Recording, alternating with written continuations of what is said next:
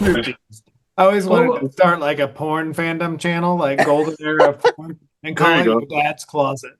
that's Yeah, there you closet. go. That's I like great. that. Welcome, Kiss Army, or for this episode, I'll call you the inmates, to an exciting look Ooh. at history from four, that's right, four longtime fans. The show diving into the band, its 50 plus year career of songs, albums, makeup, lineup changes, no makeup, makeup again, products galore, and the events surrounding it, and saying to ourselves, of course I like it. It's fun, and it's Kiss, but is it critical to history? Join us as we dive into the 1985 album Asylum. This is Critical Kiss, Kiss, Kiss, Kiss, Kiss, Kiss, Kiss, Kiss, Kiss, Kiss, Kiss, Kiss, Kiss. Critical Kiss tearing up the screen with the legends of rock. We're living the dream. Hard-hitting heads banging never obscene. Critical Kiss, rock and roll supreme.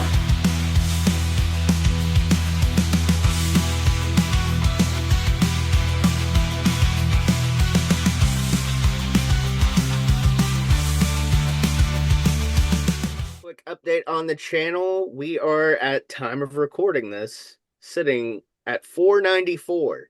So Hey, a literal cunt hair away from 500. And at 500 we'll do a live stream, so assuming we'll get there for September, and then that would push Crazy Nights back a month. Because we're not going to do two episodes in a month because we're cool like that and we don't have to because it's our channel and we do what we want. But we want to do what we want to please you. So subscribe, like this video, comment down below, tell us what you think about Asylum. What's your favorite song? What's your least favorite song? Why is Who Wants to Be Lonely the greatest song Oh. of Kiss of the 80s? Spoiler alert. And Brant from In My Head channel. You can find me on YouTube, Instagram, Twitter, Patreon, TikTok, TeePublic, support with at TeePublic and Patreon. And I just did a video wrapping up the Kiss box set that I started 7 years ago and finally finished up with the last 9 songs. I didn't realize I had 9 songs left to go. I was like, how many songs I got? I was like, oh my God. And then I threw in a bonus track because I thought it was on there. And the song that was not on there, I'm like, why is this not on here? Why are these songs on here?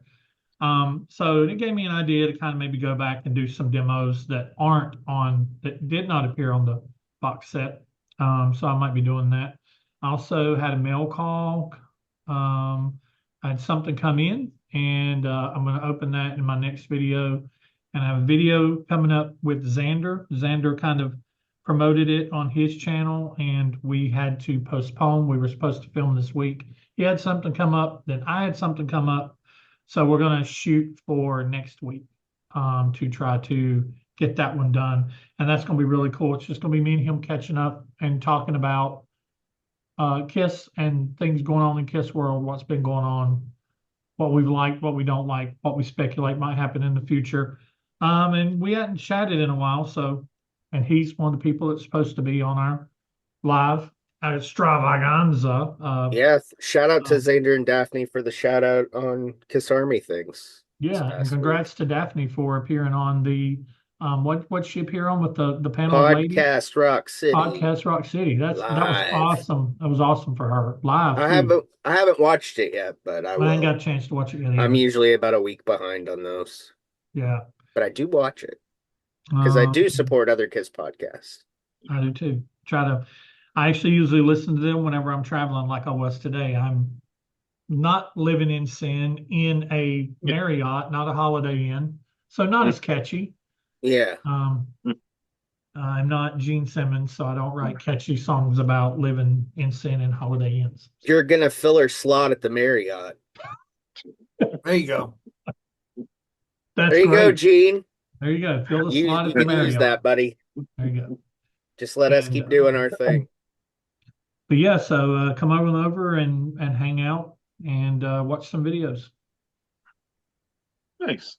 You want to promote your OnlyFans too, or just Well, there's the couch for the OnlyFans back there. yeah, nice. We're all gonna meet up and sleep Willy Wonka style. I think we could all fit on Couch. that couch. That I couch think is we could too. look, it keeps going. Look, it's ridiculous. Okay. That needs to be a shirt of all of us Willy Wonka style in bed. Or, Okay, or, done. or those aren't two pillows. We'll just Those are two pillows. guys. Well, you know me, I'm AJ underscore AJR Zetro 1975. And AJ's Happy Fun Time channel. I promised you I was going to do a video on the Silent Night Deadly Net, but the time just got away from me. So that's me, and I do have a sign ready in case so I don't offend anyone with my laughing this week. So this is for that person. Anyone else that doesn't like to hear people laugh or have a good time, here's a sign. You can just stick it right up your ass. So anyway, that's me. Having a good time with my buds, but I'll try not to laugh. I'll try and just hold my sign up. Here's your sign. Oh my God, that's a The fucking time short you because spent that's to make that sign hilarious. is amazing. Is that really your handwriting? Yeah, That's really good. I try. Did you draw the smiley faces? Yeah. The crying faces? That's really good. No, they're laughing faces. I wouldn't cry. Why am I using AI to make these t-shirt designs when I should Oh, just yeah. be getting Yeah. you to do it? So I'll have it ready in case I feel like laughing at something. So there it is. That's great. It's freaking awesome. That's one of my favorite moments in Critical history. Yeah, that dude kissed my ass too. So That's badass. I'm Rick with It's All For You Demon, the home of Wax Night, where we wax nostalgia about Kiss on YouTube, Instagram, and in book form on Amazon. Nice. And I'm Tommy, and I don't think you could hear me over this beautiful poster that I have behind me. nice. Thanks to Rick Nice. for getting me in this Dynasty fucking rabbit hole of posters, because holy shit, I've also got the double-sided poster book posters coming this week. Ooh. They're a little ratty, but Yeah. That price? yeah, but for $7. Jeez, Wow. Louise. What? I mean, that was like, that's luck. That never happens to me. I just happened to go on eBay at the right time as that was ending. For 4 posters, $7. Yeah. That's Four nice. big, four big posters, right? Yeah, Yeah. Is it the big size double that the black and white on one Yep. side? That's the poster book, Rick, Yep. that you were talking about? Yeah, and they're part of the poster book. Like that's ridiculous. That's so crazy. I'm pumped. And That's what else? Oh yeah, I started a YouTube channel. Anything, unfortunately, there's 2 episodes out now. I show my Kiss vinyl, and I also rank the Kiss studio albums, not including the solo albums this time. And I put a little teaser out of what's coming next. I'm gonna rank the Cure albums. I'm gonna rank the James Bond movies, Halloween franchise, all kinds of shit. So that'll be coming in the future. Coming. I think that's it. Yeah, and follow us on Instagram, because Facebook we're over like 3,000 Facebook Nice. followers. Also, Facebook Nice. followers, subscribe on YouTube. Yeah, come on And over. you subscribe on YouTube. Yeah, come on over. Critical Moments. Critical moments. Let me pull up my document here. All right, so I remember when this album came out. This is the album that I'm called into a radio station, and it was right after they re-released the entire catalog, reissued the entire catalog.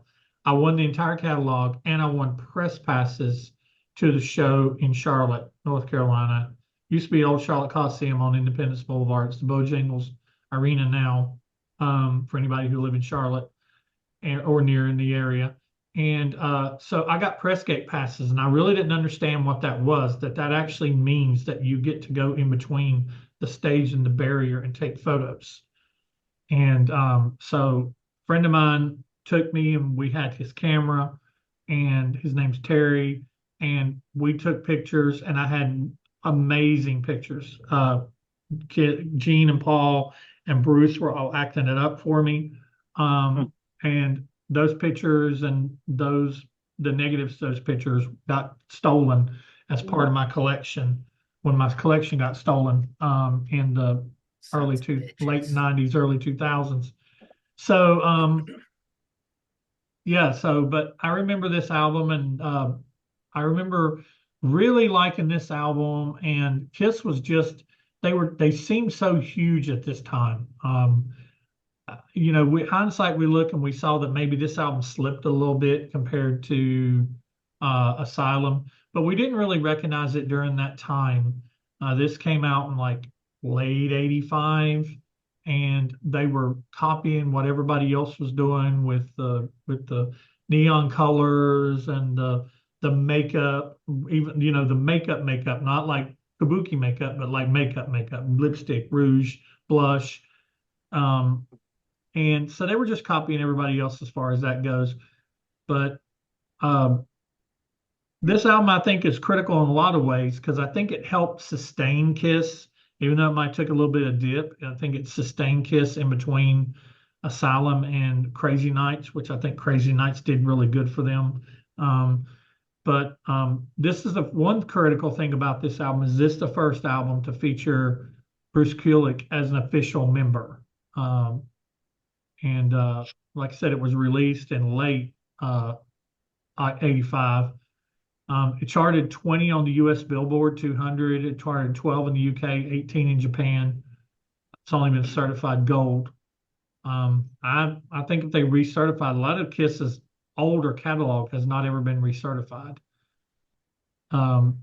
Singles Tears Are Falling was the only track to be released for retail sales as a single, and it was a hit for the band. And I remember Tears Are Falling was huge for the band, and you saw that video so much. And then they did a total of 3 videos. They shot them all at the same time in England for Tears Are Falling, Who Wants to Be Lonely, and All Night. And I remember all 3 of these videos were just spectacular. There's a VHS tape. Isn't there a VHS tape that has these on it, or am I thinking about Crazy Nights? Close. Exposed. Exposed has them on it. And then we have the Exposed VHS as a part of that, which I left that at home too. I brought my album. It was so weird because I felt like as I was packing my bag, because I'm out of town for work, and as I was packing my bag up, I felt like a kid packing my album in my book bag to take it to school to show it off. And so it's kind of weird because this is the first time that any of my Kiss albums has been outside of my house, 3 hours away from my house since they've been in my possession. So this is the album. But yeah, we had the videos for that, and then back during the '80s. For those of you who weren't alive during the '80s or didn't experience it, there was a huge VHS thing going on. Every band that was anybody, you weren't cool if you weren't peeing your pants. Now, anybody know what that's from? But you wasn't cool if you wasn't putting out a VHS tape. Skid Row did it. I'll Say Can You Scream? Motley Crue did it. Kiss did it. Everybody was doing it. Everybody put out a VHS tape of whatever videos and then whatever else they had. But yeah, and this is another one of a critical thing about for this album. The last thing I have that kind of this is once again Gene kind of not really being there. That would continue into basically all the way up to Revenge. Really, if we're being honest, Gene just kind of half-assing being in Kiss and getting slated as a producer, and Paul doing all the work. And on this album, there's 10 tracks. Paul has 6, Gene only has 4. So Paul was really putting in the work. And then you see the videos that like Tommy's been releasing, the shorts that he's been releasing over on Facebook and YouTube, where in the interviews, oh, they're just buddy buddy. They're just huddled right up next to each other. But if you read Paul's book, Paul was pissed at Gene during this time. He was just so pissed about the way things were going and feeling like he was the one putting in all the work and only reaping half of the reward, and only getting half the credit. So yeah, I think it was a very critical album for them, but it's one that kind of, in a way, even though it had as many hits off of it as it had, and as many videos off of it as it had, and had the Exposed released during the time, and had a pretty successful tour with that big ass Kiss logo, the physical logo that goes. I love that logo that goes from the bottom of the stage all the way up to the lighting rig. This album just kind of gets lost in history, even though it's got so many songs off of it, so many memorable videos off of it, and other releases around it, like the VHS tape. I think it's kind of sad that it just kind of gets lost. But that's what I got. Well, see, you taking it out of the house is a whole different way of letting it breathe. I like that. I know. I was thinking like you're really, almost there. He really let it breathe. Time to open them. Yep. Yep. Very nice. There were 3 light bulbs going off when you said that. Yeah, right.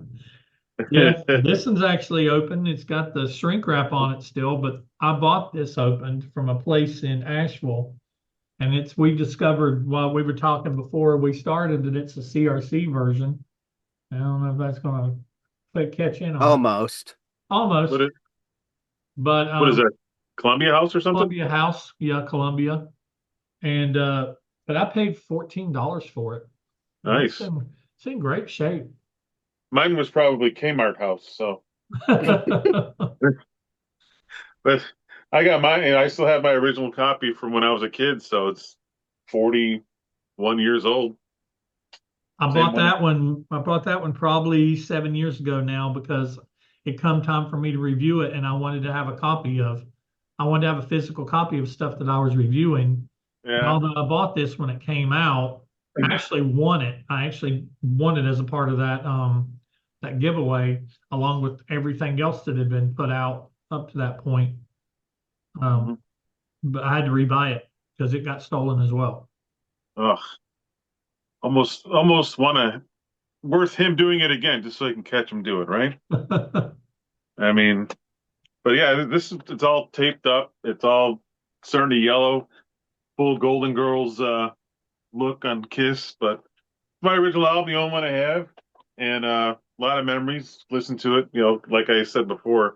When I got my Kiss albums, it was usually at Christmas time, so there's a lot more fall, winter, cold weather memories to my Kiss albums around this time, because that's when I got them. So, but now it's kind of a summer album to me. So, and actually, I still have the Animalized order form for the VHS tape that it came with. Oh, cool! I've never seen that before. No? I've never seen it either. Yeah. Offer expires September 30th, 1985. So I obviously didn't spend away for it, but it's only $30. Not bad. Not bad. Not bad. So yeah, that. Dang, they weren't giving you much time, were they? Because the album came out like on September 15th, September 16th. They've given you 2 weeks. Yeah, hurry up and get it. So, that's awesome. I've never seen that before in my life. Really? Okay. Well, I've actually got something you guys don't have. That's crazy. Then that's like first press. Probably. Yeah, if that's in there. Yeah. That was probably them. That was probably the machine trying to clear out the warehouse of VHS tapes. Huh. Yeah. Oh, yeah, that's my memory. I do like it though. It's one of my favorite non-makeup era albums. How much those go for on eBay? If they're even I was available. just thinking that. I'm like, shit, there's another rabbit hole to get down. Because I mean that counts as a merch form. Yep. Yeah, I would Mhm. think so, right? I don't Yeah, know if that's a anything merch. else. Yeah, it's a merch form. And I mean, we always like to think that it ended with Unmasked. So I there you mean, go. I don't know So if anything else was in there, but I don't remember anything else. But yeah, it's pretty just cool. add that to the laundry list. yeah, Glad I held on to it. That's And I guess awesome. glad I didn't order it. That's That's badass. That's me great. that though. is nice. That's Huh. awesome. So you got something we don't have, AJ. That Or have one ever in a million. seen. Yeah. Yeah, one in a million.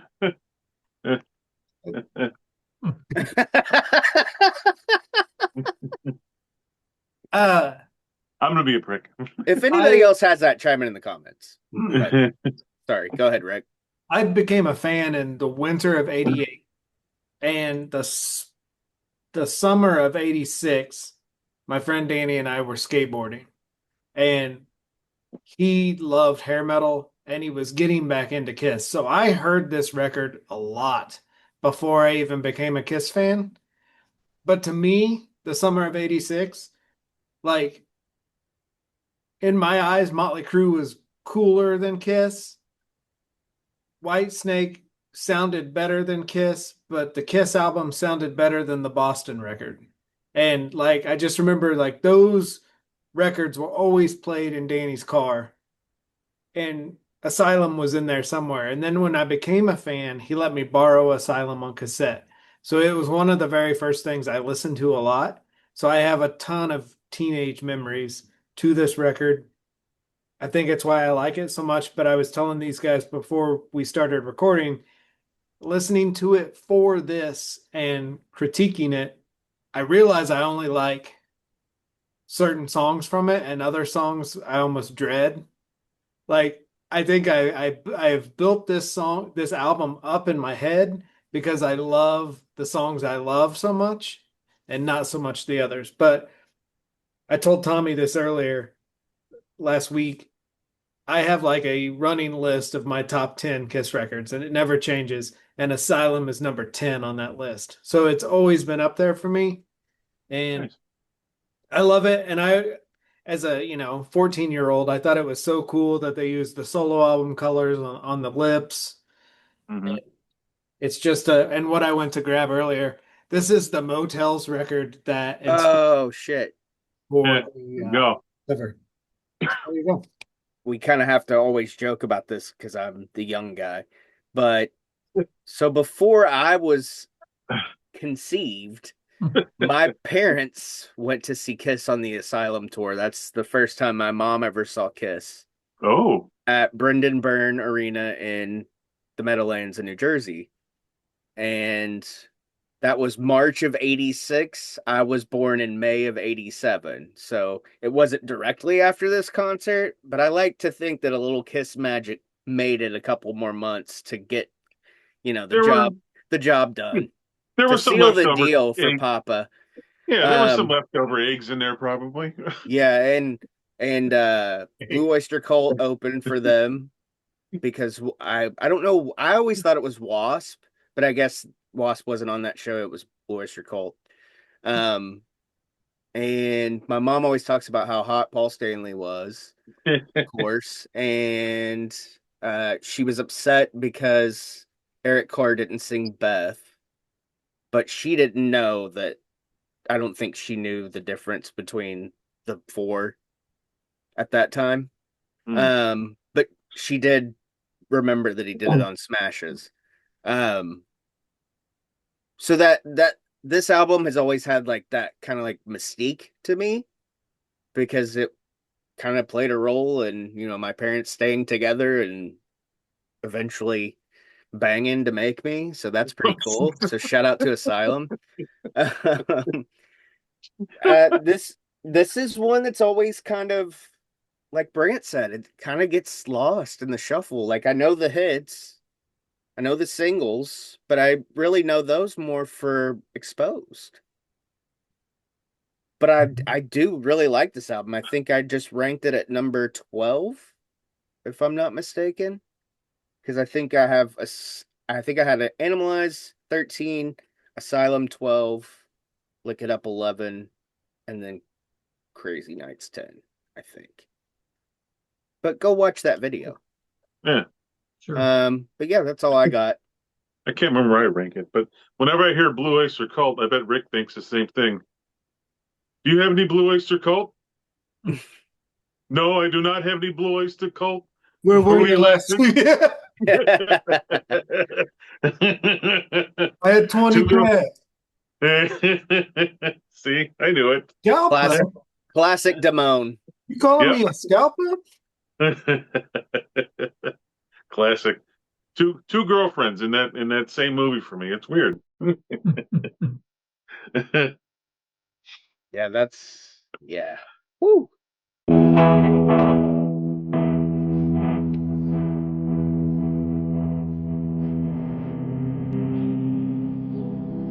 Hi, Brad. All right. A lot of firsts. A lot of firsts in that one. A lot of firsts in that one. We'll just leave it at that for me. What are you drinking? Water. That was water? It looks like Guinness. That's that Chicago water. Yeah, right. Yeah, right from the Oh, lake. it's your shirt. It's your shirt. Oh yeah. Uh, He's drinking black tar heroin. no, not Guinness, because I gotta be up in like 9 hours probably. So All right. Track number 1, King of the Mountain. Paul Stanley, Bruce Kulick, Desmond Child, and another big opener by Paul. I mean, opening up with the Eric goofing off in the studio, and I remember when I heard this the very first time that I put the album on, and it started with Eric doing what he's doing, and then he comes into that double bass intro. I was like, "Holy shit, this is bad! This is badass!" And of course, I wanted to learn. I think that at one point in time, I could play this album all the way through.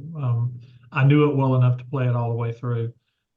King of the Mountain is it's another one of those big opening songs by Paul that sets the tone for the rest of the album. I think it does a very good job. I couldn't think of this song being anywhere else on this album.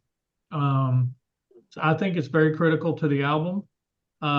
Critical to catalog, I would say yes.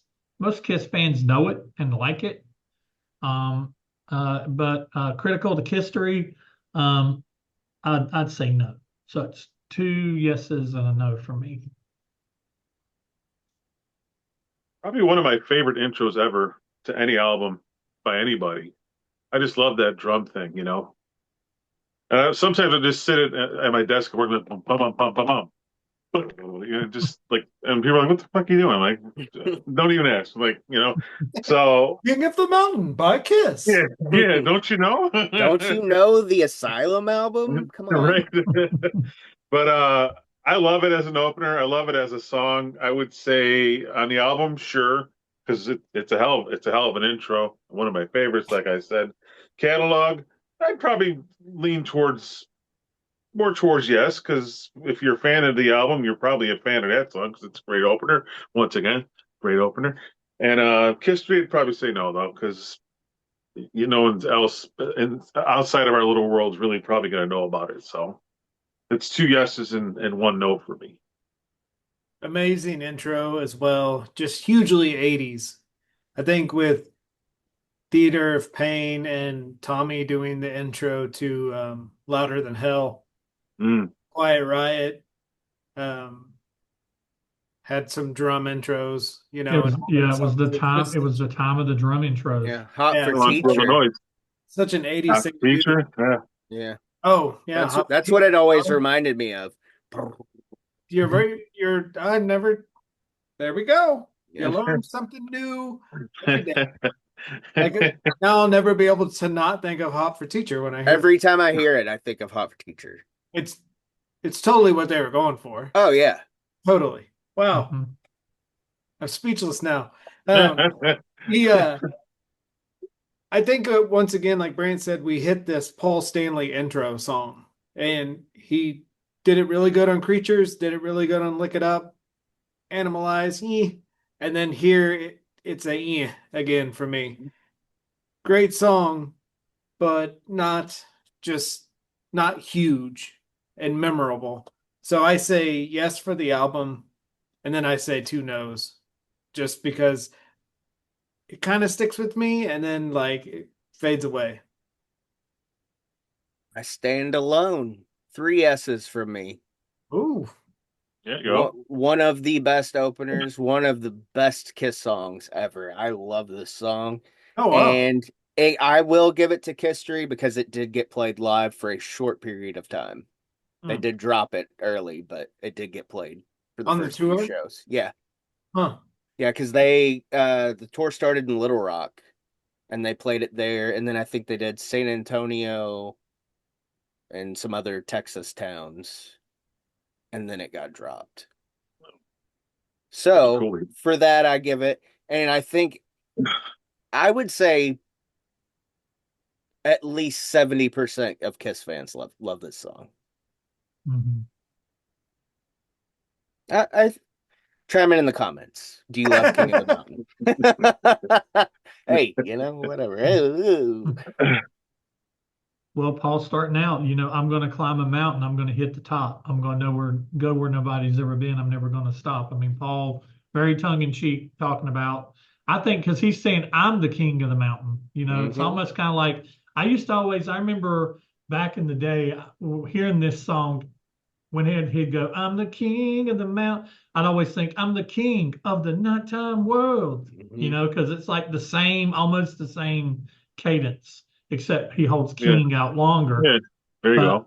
King of the Mountain, King of the Nighttime World, you can definitely feel Bruce Kulick. Desmond Child in it too. But Oh Bruce, yeah. you start to see a lot of co-writes with Bruce, especially when Paul's involved, but even with Gene too. He started really showing his writing. Um, and I Which came first, Bon Jovi's King of the Mountain or Kiss's King of the Mountain? Bon Jovi had a King of the Mountain? Yeah. Yeah, It was on 7800 Fahrenheit. Ooh. yeah, was That that would make it earlier because that it would came make it out earlier because before it came 84? November. yeah, it came Or out in between Animalize and Asylum. yeah. It That's a was I great think it album. I love that album. I do too. I think it was March 85. Okay. I Mhm. think. Mm-hmm. Chime in Track the number. comments if you Yeah, know when yeah, try me in the comments. 7800 degrees Fahrenheit came This out. is, this Yeah. is a night of wild See? information. Just like how Mhm. they had danger between Motley Crue and Creatures. It was so close. As Yeah. the residential Bon Jovi nut, that album front to back is It's a fucking great album, killer. and Mhm. I'm not really a And huge they Bon hate Jovi it. fan, but I know, right? I'm not a huge Bon Jovi fan, but those two right there in the middle, perfect. Yeah. Mhm. Think I know what I'm listening to tomorrow now. There you go. Driving into work music. Yep. Track two, Any Way You Sliced It, Gene Simmons, Howard Rice. Another sexual innuendo song by Gene. Get out of here. Shocker. Started as early as 82, 83. And speaking of songs that was performed live, this was performed once in Little Rock and then dropped.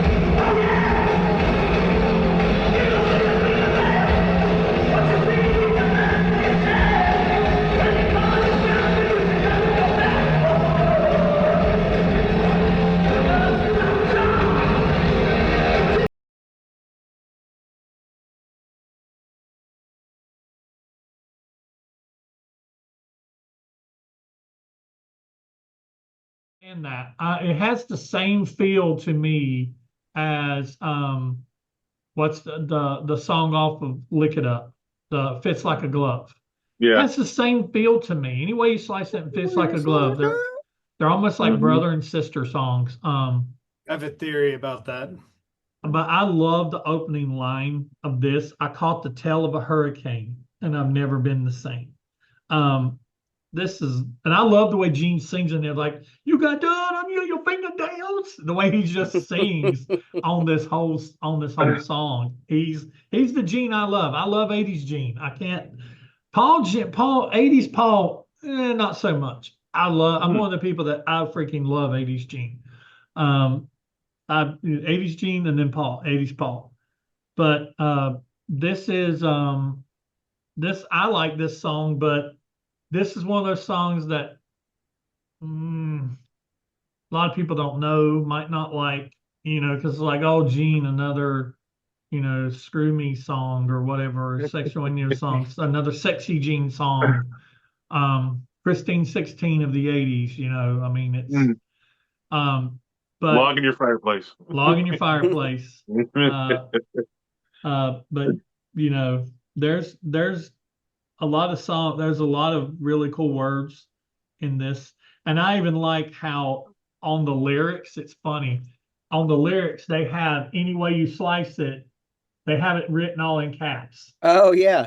Anyway, you slice it. Anyway, because it says it twice because they have those like the gang vocals that kind of repeat back. I know what's in your heart. I know what's in your mind. Yeah, woo. I mean, it's like, and when they stop that, they do that whole, and Bruce's solos on this album are just amazing. He just so good on this album. Bruce is, and Eric too. Eric and Bruce are just phenomenal. But I would say yes to the album, but really no to the catalog or no to history because it really doesn't exist outside this album, I believe, when it comes to the general populace, I agree with you on that. I'd say yes album. Two knows the other one. I love this song. I love this since I was a kid. That breakdown, that breakdown is cool as hell. Even as a kid, I was like, yeah, all right. I'm like, this is cool. I'm like, Mom, well, if listen. I told you once, I told you twice. That was badass. That's the drumming and all that stuff. Oh man, I love that breakdown. It's probably my favorite Gene song on this album for sure. Maybe even it's up there with the '80s makeup list Gene is in my top ones too. But I love it a lot. I like it. The breakdown killer. Yes album. Two no's and the other one those unfortunately, but it's no knock on it. I love it. But the attitude of this is like, Gene didn't have the demon persona anymore. So he had to adapt something new. And he really embraced his charisma. And like the last verse of this where he says, during that breakdown you talked about, I told you once, I told you twice, listen, babe, take my advice. Why settle for seconds when you can have the best? Let me be your king bee. I want your hornet's nest. I mean, why settle for seconds when you can have the best? That's right. I mean, that's '80s Gene. That's him. That's him replacing the demon with, I'm just, I'm like singing with my dick. Like he said during Family Jewels. I found the channel that shows Family Jewels, and and that's why it's great to be me. That's Gene in a nutshell. He wants to be him, and everybody else wants to be him too. So it's funny you mentioned the King Bee lyric. Was Bee to Honey? Was that a cut song from this? Yeah, Lonely's 100. The song that Lordy does. Oh, well, he used that lyric in Lonely's 100 too, right? Like bees, honey. Lonely to Hunter. Yeah. Well, if you ever Girls get a love chance, money like bees to honey. Listen to the Lordy song, "Bee to Honey." Okay. It's like a bee to the honey. Yeah, it's a Desmond Child, Paul Stanley song, and I think it was written for Asylum. Yeah, Lordy, huge Kiss fan, and it's got such a cool hook in it. It would have been a great song. And my theory, Brant, on the live songs being dumped, I think Kiss is real big on if anyone goes to the bathroom during a song, it's cut immediately. They mention that all the time. They mention when they debut a new song, you know they're looking at the aisles. Yep. To see if anyone's like, well, Paul, or Gene, a lot of people went to the bathroom. A lot of We're gonna- people went to go get a slice of We're going to pizza have to while you cut were your playing anyway song. you sliced it. I'm the star now, Gene. To me, this song feels like it almost feels like Gene was trying to compete with Paul's opening song because they feel like they're the same sort of fever. Mm-hmm. I like Gene's better than King of the Mountain. I love this song for all the reasons Aaron said he liked it, the breakdown. But my God, my favorite part is the end. That Bruce freaking guitar lick. Bruce does not get enough props for everyone always says, did Vinnie Vincent save Kiss? It was goddamn Bruce Kulick that did it. It was Come on goddamn now. Bruce Kulick that Come did on, it. preach. Preach. I'll get up and shout now. I might run the couch. I'll get up and shout. I love Ace, and Ace will never be topped, but Bruce is just as important as Ace. Carried Kiss on his back all the way through Revenge. And he's such a great guitar player. All the way through Carnival, He sorry. made these 80s albums, and I think that's why it makes me mad that the 80s albums get glossed over because they're so important. Yeah. Yes to the album, no to the catalog, and no to history. Okay. Yeah, I'm gonna give it 1 yes to the album, other 2 no. Unfortunately, 1 show isn't enough, but I did have that Little Rock bootleg, and it was good. So, I mean, but yeah, you're right. That's why they drop stuff. But yeah, 1 yes, 2 no's. I do like the song though. It's killer. And this is one of the downers to go last. But everything you guys said, yes. Let's see. Track number 3, Who Wants to Be Lonely? Paul Stanley, Desmond Child, John Bouvier. John Bouvier plays bass. And this is very interesting. Alan Schwarzenberg again returns drum overdubs only on Paul's songs. So it has to do, I believe that we hit on it. Whoever brought it up, I think it might have been Rick, that I think that some of his demoing stuff got left on the album, and he got not credit then, but credit now, because I don't see him credited anywhere in, who actually played on the album. That's something we got more into as time went on. We just always assumed back during the day that these were the guys that played on the album and no more. But it's not really broken down who played what. So we always thought it was Gene playing bass, and it could have been Paul playing bass, or back in the day, it could have been Ace playing bass, could have been Bruce playing bass, or somebody's not even a band playing bass. So Who Wants to Be Lonely, I think, is great. I think it's a yes all the way around. I mean, it was a hit. It wasn't released as a single, but it was released as video. I think it might have been released as a single in Japan. Tommy knows stuff about that international releases better than I do. But I think it's great. I always liked Who Wants to Be Lonely. Great solo. And I love that when it comes out of solo, it breaks down and Paul's like, I want to say to you, and as it does that dun dun dun dun dun dun dun dun and stops. Time is just, I love that. They some of the stuff they work into their songs is really cool, especially later on in the song. It's like you get little treats if you listen all the way to the end, like the barroom breakdown blues at the end of Tears of at the end of Anyway Slice It that Rick was talking about. I feel like Bruce and Paul liked playing together, and I think it felt refreshing for Paul because you can feel that in this record. Mm-hmm. Yeah.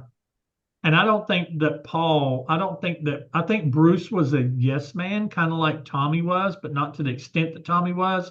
But I think that Bruce was a yes man that would give Paul what he wanted, but he actually had the talent and ability to do it in a better way.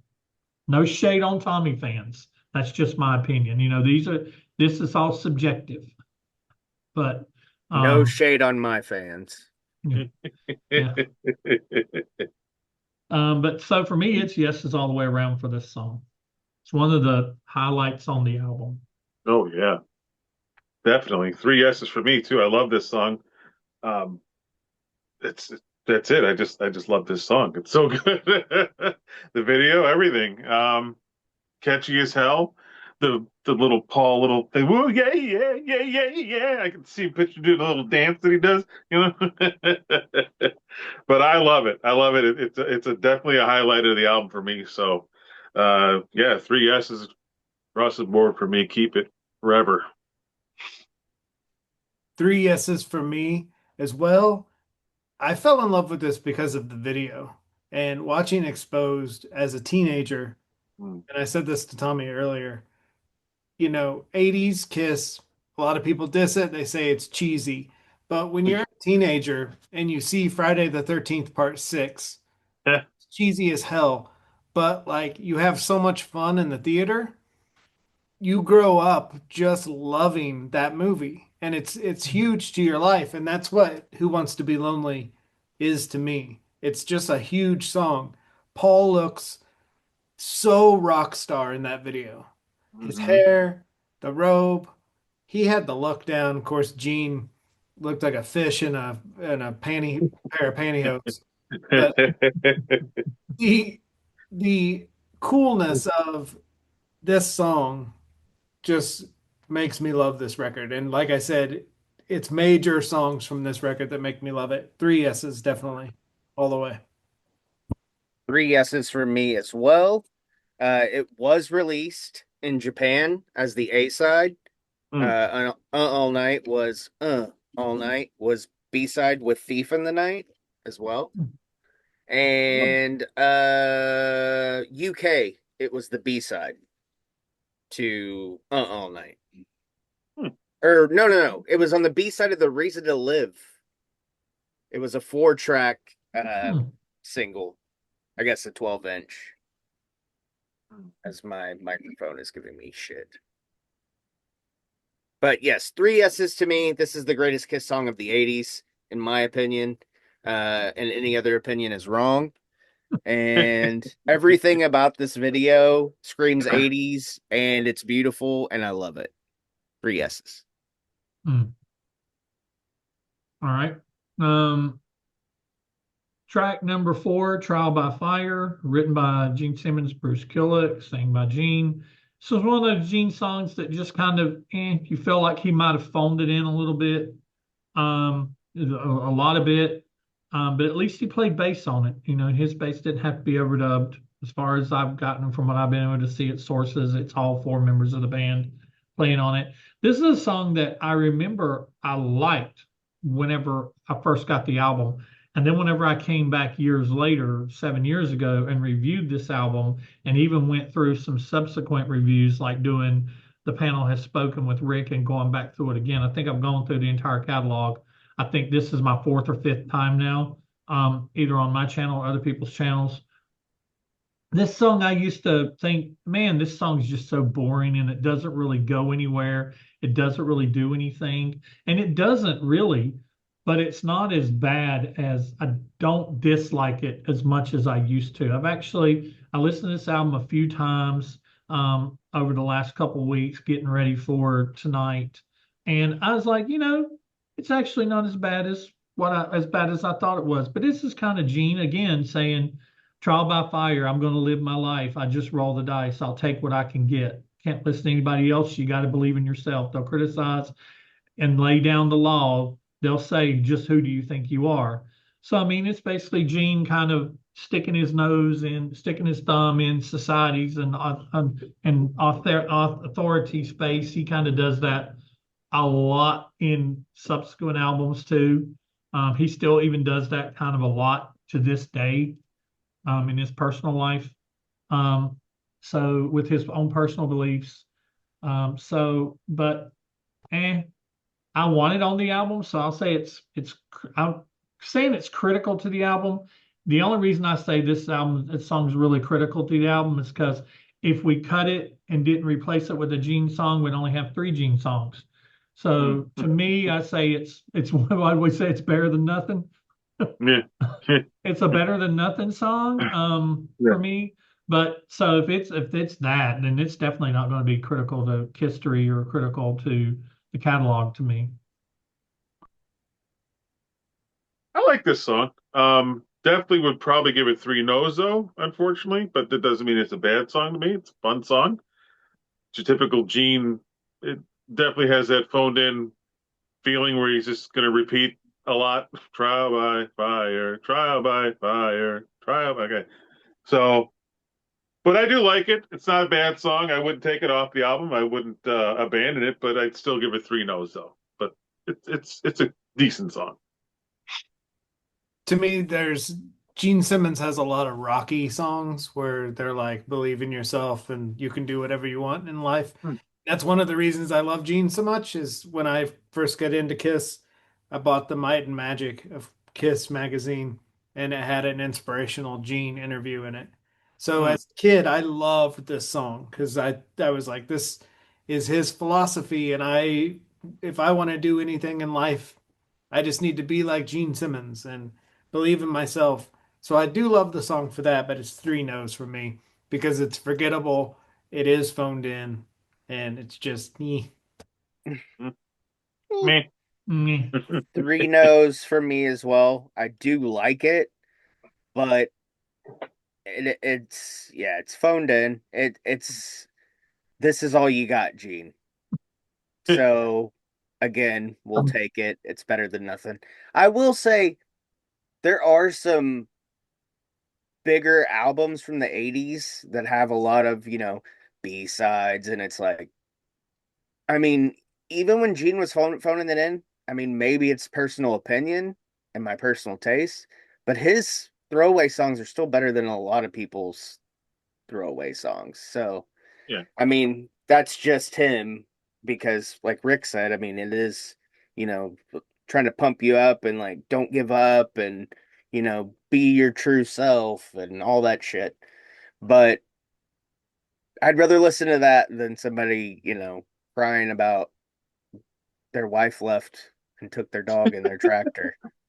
Like a lot of stuff, but not saying I don't like country because I do. So, but you know what I mean. Just like the formulaic bullshit. Like Gene's formula works for me. It's don't give up on yourself and bang anything with a pulse. That, That's why it's great to be me. that needs to be on the back of a shirt. Okay, There you go. done. Oh, speaking of which, go buy the Stanley Tucci shirt. That shirt's so good.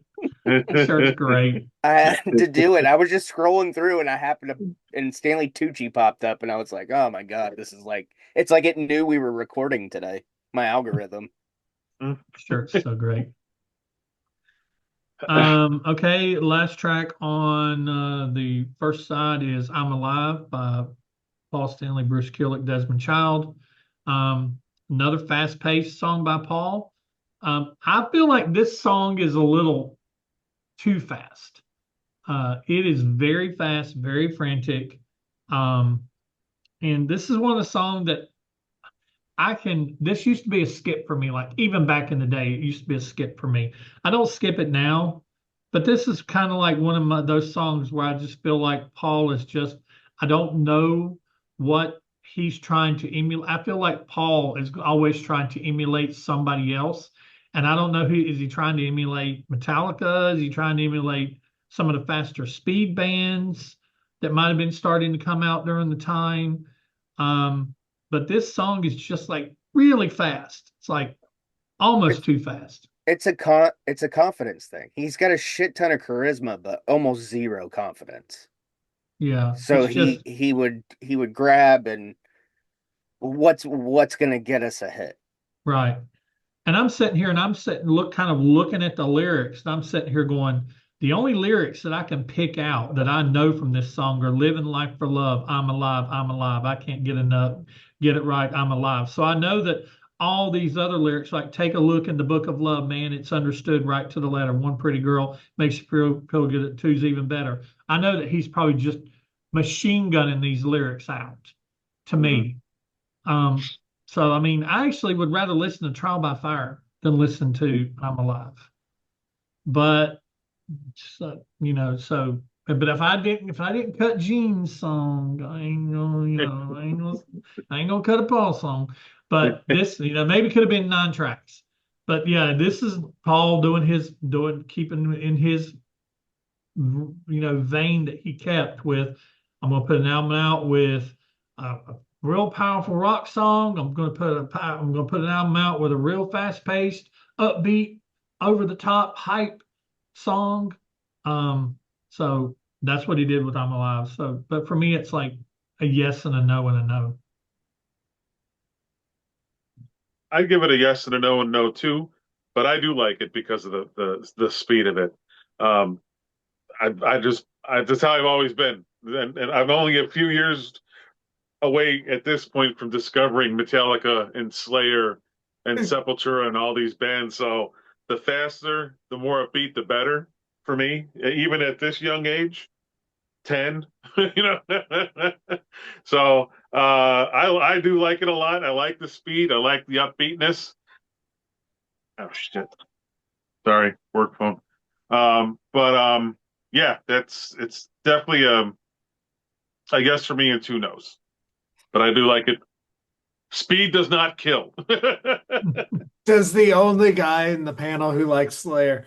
I think you're the only one that likes Slayer, right? I like them. Oh, Yeah. I Not love them. really. yeah. Not really. I've never gotten into thrash metal. Not that I'm Oh. not dissing it. I've just never gotten into it. Uh, this song feels like it belongs on Lick It Up. I love the Paul melody line, but it's just chaos. It's like chaos from the beginning to the end.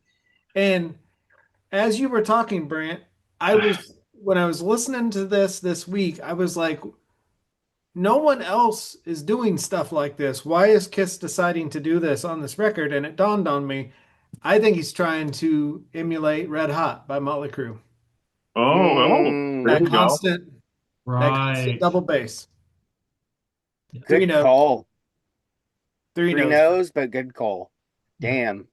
And I love Red Hot.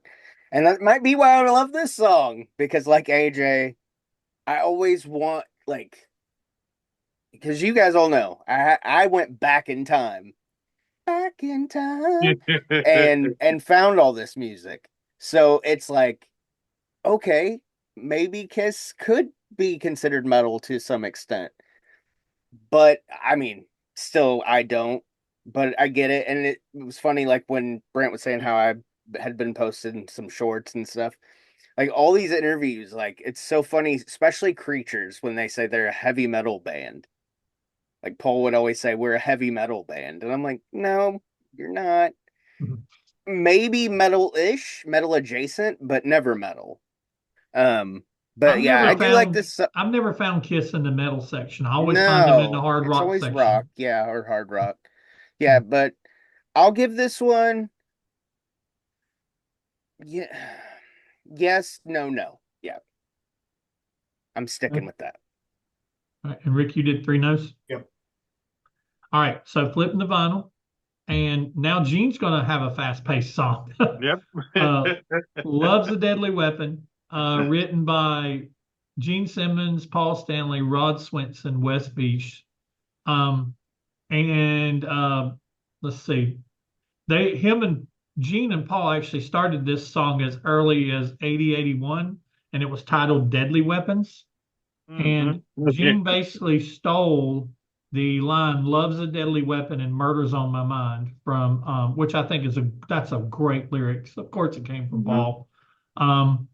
But now, as I just drug Paul through the mud for having a fast, upbeat, chaotic song, I'm going to gush over loves a deadly weapon because I love this song. And I love how even though the thing with I think with the difference between Paul's fast song and Gene's fast song is Paul was singing fast along with his song. But Gene's got all this music going behind him. Eric just beating the hell out of the drums and Bruce back there on that that riff. And Gene's singing these love's a deadly weapon. He's singing like slow. And he's singing slow along to it. Even kind of in the verses, he's not really, he's more like, I'm getting fired up. He's not really jumping into and trying to match the pace of the music Yeah. with his lyrics. So it tames a little bit of this kind of reminds me of what jumping ahead a few albums. This is a mirror song of me to Boomerang. Good point. Yeah. It is Boomerang on Asylum because Boomerang is the exact same way. It's chaotic. It's chaotic to the point a lot of people don't like Boomerang. And I love Boomerangs, but we'll talk about that. That's for another day. But I love this song. I love when he gets to the end, when he goes the one more time, at the very end. I can't sing the way Gene does. Well, I can't get up there the way he does. And I like when Gene does that. I like when he does into that falsetto scream that he does, and then it just ends. It has a definitive ending. Yeah. So for me, it would be, but it's still, even though I gush over it as much as I do, it's still, I don't think a lot of people outside of people just are diehard about this album or about this song, even know Love's a Deadly Weapon. So it would have to be a no or a yes and a no for me. I do the same. Yes to the album, two no's to the other one. It's a good side two opener. Good upbeat Gene song. Second favorite Gene song in the album for me. But yeah, I like it a lot. I would keep it for sure. And that's about all I can say. Yes, album and two no's, but it's good. It's a fun song. Good jamming song, to me.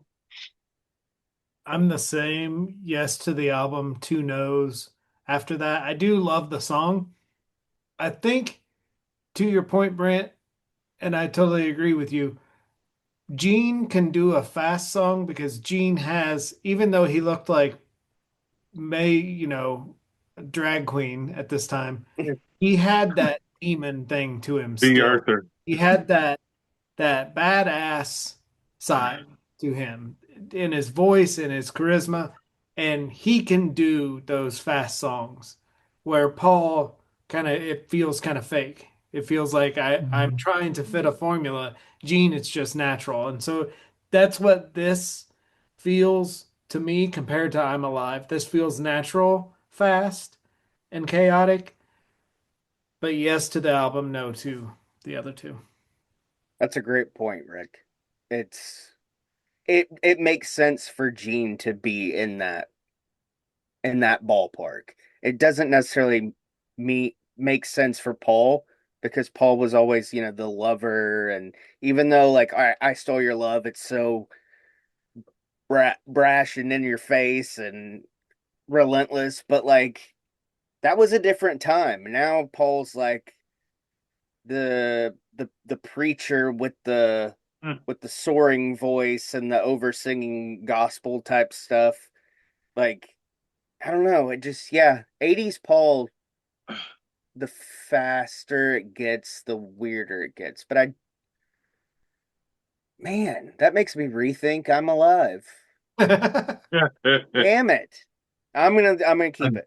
But yes to the album and two no's. But yeah, that damn. When you make such a good point and it changes somebody else's thought process, that's a good fucking point. Did kind of not trying to sidebar here too much, but have y'all seen that clip? Paul was on somebody's show, and the clip I saw, they were asking him about songs that he wrote in the 70s and the 80s. and he's talking about how I couldn't write songs like that again to save my life, nor do I think I'd want to. Did y'all see that? Uh-uh. I'm going to find that clip and I'm going to send it to our little chat group. That kind of pisses me off a little bit. Yeah. Yeah, I almost felt like I almost sent it to you guys, but I felt like he's dissing his own stuff. But I mean, but he was dissing like good stuff. Like Yeah. he dissed, what did he diss? He dissed oh, it's the song you said that made me think about it. I Stole Your Love. Oh, I Saw Your Love? Yeah, he dissed I Stole Your Love and Love Gun. What? And But Love I Gun. also think we have And to Love Gun? we have to remove That's it. ourselves from No. we have to at times like this you have to remove yourself from being the fan to the and you have to think of the person because everyone's always like why can't Gene and Paul and Ace get along? Well, they're coworkers. No one likes their fucking coworkers, and so Paul living Good with fucking these songs point. for so long. What? I said that's a good That's a fucking good point. point. That's a good point. But and Paul living with these songs for so long, he's probably just like, I don't want to write these songs again. Like, so I mean, it could have just been and you never know the mood they're in. But then also I can also see Paul dissing something like that.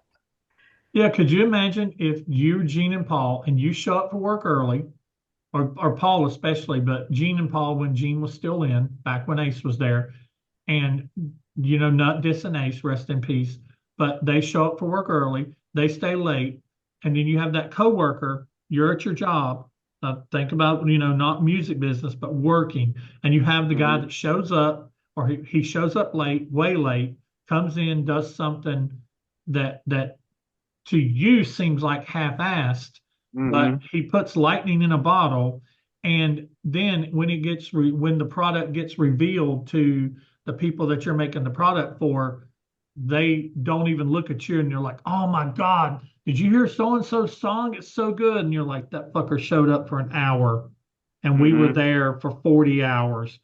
You'd be so pissed off. You would I heard Rob Zombie say once, when you form a band, you have to find 4 people that you dislike that you can live with. Oh, okay. Makes total sense. Makes sense. Yeah. Because I don't even think Gene and Paul really like each other at all. Like at all. At this point, I don't think they do. I don't know if they have for a while. But they work so well together, and what they've accomplished is where they love each other because of the money they made. I mean, yeah, it's one key to their success is the other person, so they can because as a kid, I thought these motherfuckers spent like every holiday together. Oh yeah, from Exposed, I thought they lived together. Yeah, right? But like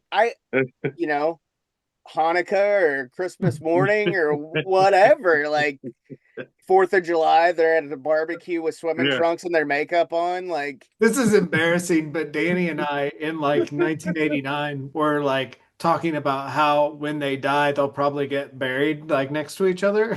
Like now you or if they get cremated, they'll be in the same urn. Holding hands. The Notebook thing. They're laying in the same bed together holding hands. But it just goes to show you how good at PR that they were and putting that front up, basically what I was saying earlier, based on all the videos, Tommy, that you've been releasing of interviews of them from this time. They're huddled up next to the couch and talking about how, we're in a relationship with each other, and and even in Exposed and talking about Gene's talking about mine and Paul's relationship, aside from the sexual one, of course. But these guys, Gene probably didn't give a shit if Paul liked him or not, because I think that's who Gene is. But Paul was like despising Gene at this point in time. So, but yet they pulled it together, and they were professionals, and I think they still are to this day. They pull it together, and they're professionals because, like Rick said, and AJ said, they're a partnership. So it's they play nice to make money. Yep. And I would too. I'd play nice to make money. Yep. I like money. You don't have to live together, and that just don't happen in the music business. I mean, it's just like you hear these shows where these people seem to have such good chemistry, like Big Bang Theory, or a show I used to watch, MythBusters, and turns out those guys really didn't like each other. The MythBusters guys really didn't like each other. Well, So what did Eric Singer say in the A&E thing? It's not music, it's not music friends, it's music business. Yep. mhm. Yeah, I perfectly mean, perfectly said. all right, so back on track. Tears Are Falling. Paul Stanley, written by himself, which Ooh. yeah, no Desmond Child credit, which this is like Paul Stanley's like, okay, if I was going to write a song like Desmond Child, Yeah, that's what I honestly think, because this sounds like this should have been Desmond Child writing this with sure. him. Tears Are Falling, I remember at one point in time, it's my favorite. It was my favorite song off this album. I really don't know if I have a favorite song off this album now. I think I kind of like them, equally about the same or whatever Wants now. to be lonely. Who Wants to Be Lonely is really good too. And I love All Night as well. But Tears Are Falling, it's three yeses. It has to be. It has to be three yeses. To me, it does. I mean, the video he talked about how he burned his Yeah. he burned his arms on the rope and he's swinging across the stage, and the video was everywhere whenever they released it. So three across the board for me. Oh yeah, three for me too. I kind of make this like a sister song to Who Wants to Be Lonely on the album. Oh You yeah. know, I love it. I just one of my top, another one of my top tops for the non-makeup era for sure. I wanted to watch the videos too this week, and I didn't get it. This work's been so shitty, so it's just like God damn, I really wanted to revisit some of those videos. So I do remember that video on a lot, and it's a great song. It's perfect. It's catchy as hell. So three S's for me for sure. It just if it wasn't around, it just wouldn't be the same. Three S's for me as well. This is one of the best 80s Kiss songs, and this is one of the best 80s hair metal songs of all time. Mhm. Yeah. All this song needed was to be included in a Stranger Things type series, and we would have had another I Was Made for Loving You on our hands. Yeah. Mhm. This song would be so huge if they just, even they still could, put it in a very cool, hip TV show that's a nostalgia trip. Boom. That this song will rocket to the top. Three Mhm. S's. Damn. Another good point. Yeah. Holy shit. Yeah, this is totally running up that hill. Mhm. Yep. I mean, this song would be Mhm. number one in Yep. 2026 if Yep. Stranger Things was still a thing. Yep. And they put it on there. I mean, they did get All, Short all Rock it City take on all it there, takes but all it takes is another retro show coming out, yeah. or a retro movie that has it in it. Preferably a Anything for show, the because a show 80s. has sustained time, where a movie's like a one-time thing and done. Yeah. But anything, yeah, anything from the 80s, you could throw this song on in any situation. Because it's a upbeat song or it's a ballad. You could see it either way. Mhm. And the video when he's Blair Witching at the beginning, and he's like, Mhm. isn't he wearing like a gray wife beater too Yeah. in the beginning when he's Blair Witching? And this doesn't the video have like part of it's like the sepia tone, where they Yeah. got the sepia and the color mixed together. Yep. And yeah, I mean, it's a very good art direction on the video. Yeah. This video is awesome. This is You one of my pulling down favorites. is somebody pulling down The curtain? curtain. Yep. Hmm. Yep. The And the solo of Bruce in the rain. oh yeah, I saw so you cool. cry. This is probably my favorite Bruce Kulick solo. It's just so melodic and just so it sings its own song. It's one of those songs that you can sing it like you can an Ace song, like an Ace solo. He's like I said, Bruce is like so good on this album. The whole little you saw the little flip the hand. I mean, just so little cool stuff. But he's in the rain and they kind of do slow motion when it first gets started. The solo, it's so good. But I will say, well, I forget what album it was that I had a really good misheard lyric. Well, this album has that here with Tears Are Falling. I thought he said some other asshole your heart. I didn't get the someone else holds your heart. I got some other asshole your heart. So for the longest time, I thought that was the lyric, but three guesses. There's two lines he has. It's basically in the same place, the last line of both verses.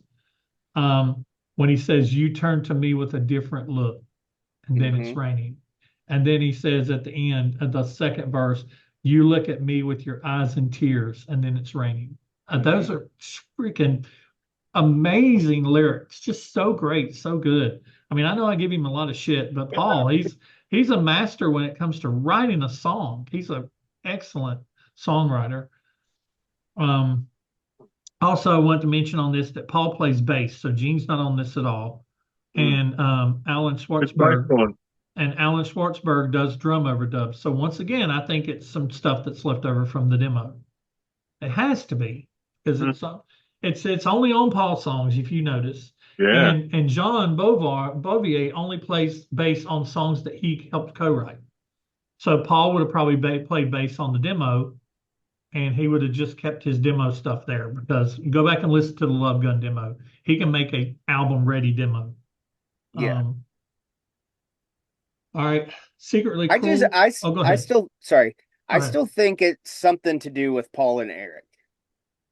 I think they're like, I don't know if maybe Gene was more on board with Eric than Paul was. I don't know. I can see, to that point, I can see Eric offering ideas and Paul not liking to work that way. Mm-hmm. And I can see Gene being like, "Oh, it's a great idea. Let's, build on it." I'm not going to give you a writing credit, but thank you. Yeah. Oh, that's a great idea, but let's change it. Oh, and let me sing it. Let me sing it instead of you. Yeah. Or let Paul sing it instead of you. Paul seems like the kind of person that likes to sit down with a blank piece of paper and it's only his, and and then at the end it's his. I think when I like listen to Desmond Child songs, it's the hook. The hook is always the same. Like the Bonnie Tyler song, the if you were a woman and I were a man, would you? It's just you give love a bad name. Yeah. Mm-hmm. I was made for loving you. It's the Love in an Elevator. Dude looks like a lady, not Love in an Elevator, but like they're all that real catchy pop because that's what he came from with his group. Yeah. And then all the Bon Jovi songs, Living on a Prayer, it's like they all got that definitive fucking hook. We're halfway there. Yeah, they always have it. Yep. And it's like you hear people sing those songs. Rip that off. Yeah. Yep. Then you out in a bar somewhere where they're doing like song bingo or whatever, and people sing the chorus, and as soon as it goes to hit the second verse, Tommy got his 6-string in hock. It's like you hear moo moo moo moo because people don't know the verses. They only know the hooks. Yeah. Mm-hmm. You're right too. They're like, oh, well. So you're only liking a quarter of the song. you give love a bad name. Okay. My favorite non-Kiss song of all time. I think it's the best rock pop song ever. You give love a bad name. So Shot Through the Heart and You're to Blame, you give love a bad name. Literally almost everybody I've ever heard sing it says Shot Through the Heart and You're too lame. Or you're too late. You're too late. I'm like, what? Blame is the word you're looking for here. It drives me nuts, but I love Bon Jovi's. Yeah, I like Bon Jovi too. I like Bad Medicine. Bad Medicine's a good. Bad Medicine is kick ass. Good. You Could Love a Bad Name is my favorite song, but New Jersey's my favorite album. New Jersey. Yeah, New Jersey is an amazing album. God, there's so many Blood on Blood. Oh, come Oh, I love on. it. Living in Come Sin. on. Living in Sin. Born Woo. to be my baby. Born Yep. to Be My Baby. God, there's so many good songs on there. Okay. Welcome to Critical Bon Jovi. That'll be after we get done with Kiss. We do Critical There Bon you go. Jovi. Next up on Bodacious Bon Jovi. Oh, we're gonna have our Crazy Nights Bon Jovi slumber party. That's right. Oh, that's right. We are. The That's Crazy right. Nights in New Jersey slumber party. The other Crazy Nights, New Jersey. All right, so the next track, Secretly Cruel, Gene Simmons. Interesting story behind this. What Gene says. This is inspired by a woman who used to write Gene letters and send him photos of her doing things to his photos, No. like Oh. standing over his photos in certain positions and things of that nature.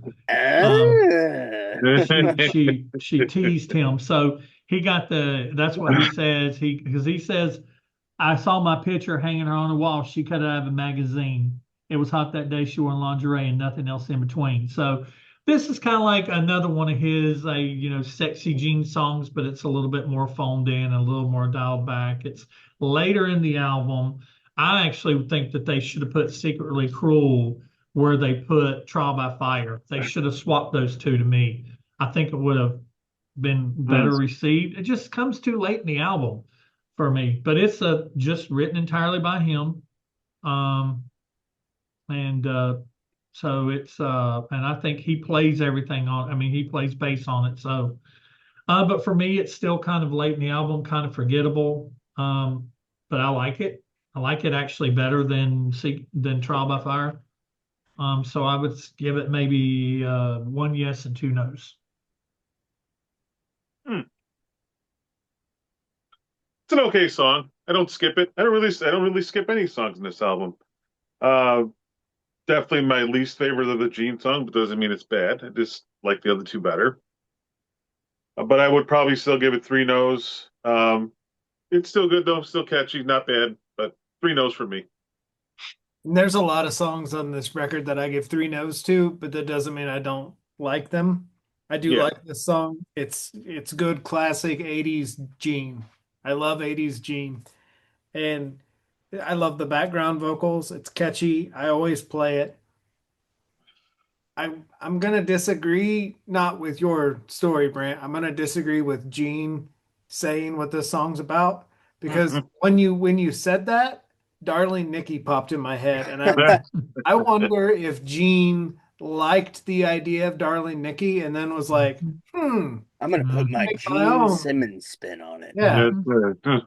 So I mean, it could be totally true, but But no, the way it was. Gene looked during Asylum, I don't see a lot of women sending him pictures. Mhm. And what Purple Rain late 83. Yeah. And then this late 85, 2 years. That's enough to let a song get in his head and bake and him say, hey, I'm gonna write Gene Simmons, Darling Nikki. Oh no, I completely forgot about that song that I just remembered while I was writing this song. I've never heard Yep. that song. Right? 3 Met no's. her in a hotel lobby. Yeah. I love that song. So good. That whole album. God, I whole love album's Prince. amazing. Just Prince Oh, in yeah. general. 1 yes, 2 no's. I do like it better than Trial by Fire by a smidge, just enough to give it a yes, because I gave Trial by Fire a no. I feel like I need another yes for Gene, so I'm gonna give it to him here. But yeah, it's kind of catchy, and I like a good pervy song. So 1 yes, 2 no's. All right. So track number 9, we have Black Dog I'm sorry, Radar for we have Radar for Love. Yeah. Here it is. Yeah. Paul Stanley and Desmond Child. I can't believe Desmond did this. I felt like maybe Paul wrote / Jimmy Page and Robert Plant. Yeah. Another Zepp style song by Paul. I mean, he continues and it even got the Dun dun dun, passion fire run through my vein. You live in love and I go in. Dun dun dun dun dun dun dun dun dun ba ba ba ba ba na na na na na na ba ba ba. Maybe I'll be, but I know what. The girls don't know, but the girls know what. But na na na na na na. Yep. But I love. Having said that, I love this song. Do you I think, love. real quick before I lose this thought, do you think he thought back then that it had been long enough that Led Zeppelin wasn't a thing that people wouldn't put the two together? Yes. Okay. Oh yeah. Because me at 16 years old when this came out, I didn't put the two and two together. Yeah. I didn't think, oh, well, this is Paul trying to be Led Zeppelin. I just liked the song. Mhm. I thought I heard it as I got older. I remember, I think it might have been as I went back and I was revisiting 7 years ago. I put this on and I was like, I've heard that somewhere before. And then you immediately go, hey, hey, mom, listen to me. Right. Like, yep, that's it. But I love Radar for Love. I'd say it's, and a lot of people, I think a lot of people like and know Radar for Love. So I'm going to kind of go on a limb here and say two yeses and one no. Yes to the album, yes to the catalog, not to history. Once again, another song I don't skip. Weaker of the Paul songs to me. Definitely Paul Plant vibes. No, as you got older, for sure. Man, though, where would I rank it though? Where would I put everything behind it? I'd probably say three no's, but still, once again, doesn't mean it's bad. Doesn't mean I skip it. Doesn't mean I don't like it. It's just a weaker Paul song, and it, like you said, nothing you catch right away. But when you know who Led Zeppelin is, you're like, there's the Led Zeppelin song on the album, which they've been doing for the last what, two albums at this point, three albums at this point. Yeah, So two or three. yeah, but it's three no's for me. But it's still good. It's a good song. It's not bad. I don't skip it. I hung out with Danny this weekend, and he told me, or he reminded me, that when we went to see Hot in the Shade, they were doing sound check. It was an Mm. outside, and we were waiting, and they were doing sound check. They played Whole Lot of Love and Dazed and Confused Wow, during their sound check, and that just totally reminded me, like, that it's in his that's cool. blood. Uh, Uh-huh. my little notes I took, I wrote classic Paul Zeppelin for this song. It's a great riff, great attitude, just a cool song. I don't skip it. I give it yes to the album. I give it two yeses and one no. Okay. Yeah, I like the Paul Zeppelin vibe sometimes, but I think for him to, if that's true, my thought of him thinking that it was far enough removed from Led Zeppelin being an active band, I think is a little Paul Stanley. So I'm gonna give it one yes and two no's. All right. Well, that brings us to the last track on the album, and that is All Night from Paul Stanley, Desmond Child, John Bovier. All right. It's All right. all night, all All night, night. No, it's supposed to be all night. all night. Uh, um, John John Bovier plays bass. Alan Schwartzberg does drum overdubs. Again, Jesus. I think it's Shout out to Wow. Schwartzberg. I think it has to be demos. I think it's, they left some stuff on there. It's like I just Eric, don't like you, Eric. I just don't like you. and I saw one thing. I saw one site. I think Wiki said drum overdubs, but yet over on Julian Gill's Kiss FAQ, he had notes at the footnote that Schwartzberg had uh, drum fills. So I don't get it. I don't understand why Eric can't do drum fills. And like I said, I think it's just what I think it is, and what we talked about is that they had drums from the demo. and Eric didn't have to do everything. And Paul may have, as in his producing majesty, may have plugged in the different. I like Schwartzberg's fill here. I like Eric's fill here, because it only becomes real and common to us because we hear it on the finished product. But then you get a box set and you listen to like some of these different cuts that they do, you can see that the song changes from one cut to the other, gets better, sometimes gets worse, then gets better again. So we never really know what goes on behind the scenes, but I think it's just Paul picking and choosing. He had two good drummers that he probably had material from, and he was picking and choosing which ones that he wanted to put in the final product to me. It's yeses all the way around for me. I love this video. This video is awesome. And if anybody's ever seen the video, you know why this video is awesome. But I just even love the opening riff, the dun dun dun dun dun dun dun, and it's like kind of like an anthem. Paul comes in with that everywhere around the world. I mean, and this song is still kind of, it's still kind of anthemic for those of us who are adults. Rick, don't we wish that freedom starts at 5:15? Don't we wish that? Freedom comes at 5:15. Prison starts at 8:45. Some of us have extended sentences. Yeah, right. But I love another line in this that I love is when he says, "Take me to the jungle, honey. We're living in a human zoo. Get you turning tricks for money. I'd rather run around with you." And this is because when the waiting is over, I come a running to you. I got a whole night to show you. I get excited. So I love that. Just the way he says, because when the waiting is over, I come a running to you. It's almost like it feels like the 1978 Paul Stanley solo album. Somewhere like It's All Right. It's all right if you want me. If you need me. It's kind of like that same tenor type of voice that he's using, which I like when Paul sings in that register rather than the swinging from the monkey bars register. But it's 3 yeses. It's 3 yeses for me. It has to be. I feel like we all need one of those signs now. So 3 yeses for me. I should have a middle finger on the back. How funny would that be? Well, I'm going to totally contradict myself here.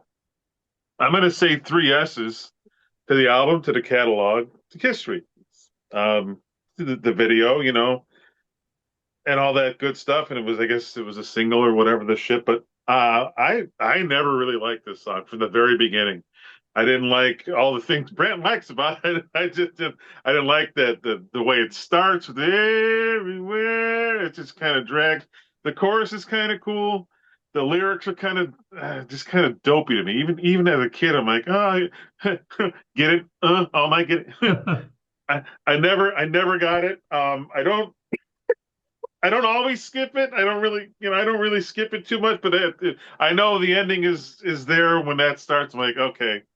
I'll bear with it, at this point. But 3 S's, I don't know, just not it's like in a cringy way. I'm just like, nah. He kind of turns into Pervo Gene for a little bit there, and that's not really Paul's thing for me. But yeah, 3 S's, but I really don't care for it.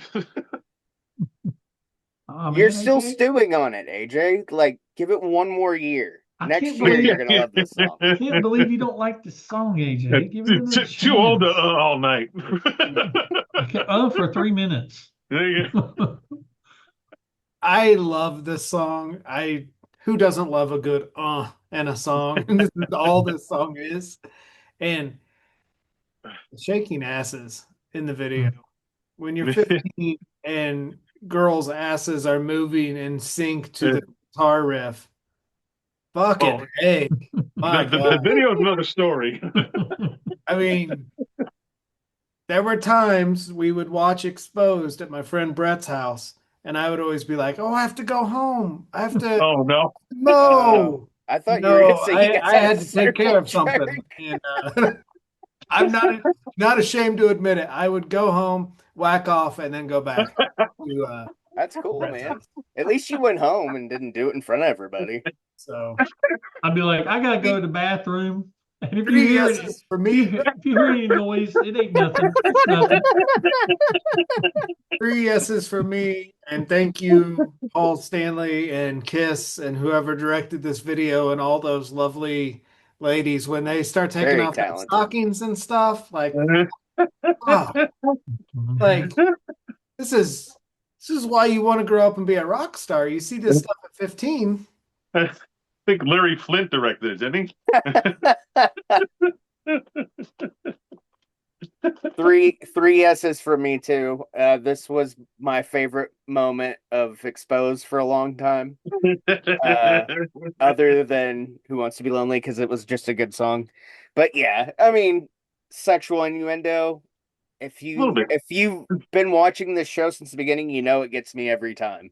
So 3 yeses. I'm a sucker for it. That's why I love this band. One of the many Well, reasons, but You're younger though, so you have an excuse. What's our excuse? We're older. We're still thinking like we're 15. yeah, The maturity of a 15-year-old. I still dress like one too. So Same. yeah. Well, hey, go buy this shirt. There you go. T Public in the description. There you go. Woo. Oh, Rick's going to whack off. Be in 2-2, Rick. Be back in 3 minutes. Oh shit! Oh Oh, there he my is. God. That was a bad move on my part. I New was record. quick. said that. You and just then- lobbed it right up there for him. Uh, Oh, so, hang on. That was a quick one. so At our Saturday, age, nothing comes out anymore. that's right. Just dust. Just dust. Blood. Blood. Oh, I come blood. Your grandma, that was always one of my favorite jokes. Your grandma's so old, she farts dust. Well, what happened? Who am I? Russ? There you are. Russ, Russ, right here, Dad. Did I say nipple? There you are. Did I say nipple? There you All right. are. Can't see lines, can you, Russ? Nope. Nope. Getting hot in here. All We right, have your coat on. What? How did that happen? Because it's cold out. It's 6 of adulthood and the old log. It's not a log. Not Log. not I don't have a log. Not I have a log. Not since you. I think I did. It's the season to be married. Oh shit! Oh, shit. It's my name. It's almost time. Well, talking about a Oh, hug. I can't wait. Good. Yeah. Gracious. Yeah, it's Ooh. ridiculous. Goodness gracious. All right, so side A or side B? Side 1 or side 2? Let's see, King of the Mountain anyway. Slice it. Who Wants to Be Lonely? Trial by Fire. I'm Alive.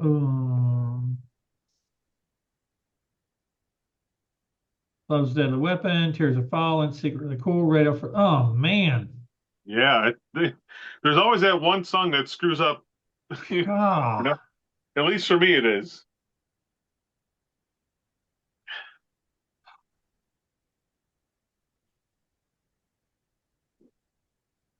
Well, Brant's got to listen to the record again real quick, and then we'll he'll give Somebody us an else go. answer. Somebody else go first. Come back to me. Side A. A for me too. That's 2 A's. A, Ron. Ron.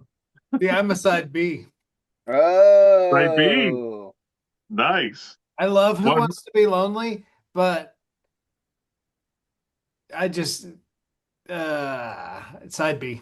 My Yeah, love I mean- for that song just Yeah, wipes It's almost everything away. it's almost a landslide for me with side 1. And like I said, even Trial by Fire, not a bad song. Yeah, yeah. You know, This See, is for me, I don't know. You got Tears Are Falling, Radar for Love, and All Night. So I have to go B. That's fair. and I got King of the Mountain anyway. He sliced it. And Who Wants to Be Lonely? So it's like Mm-hmm.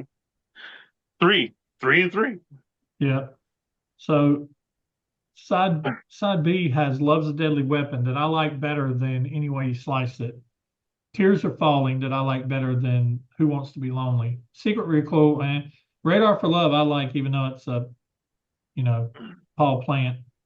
And All Night I love. So I think I'm going to go side B too. But it's hard. I mean, this has probably been the hardest choice for me in a Yeah, while. this is a good one. It's been a tough Two choice. and two. We'll take the split. It's They fair. distributed the tracks very well on this album to kind of keep you coming. Eh.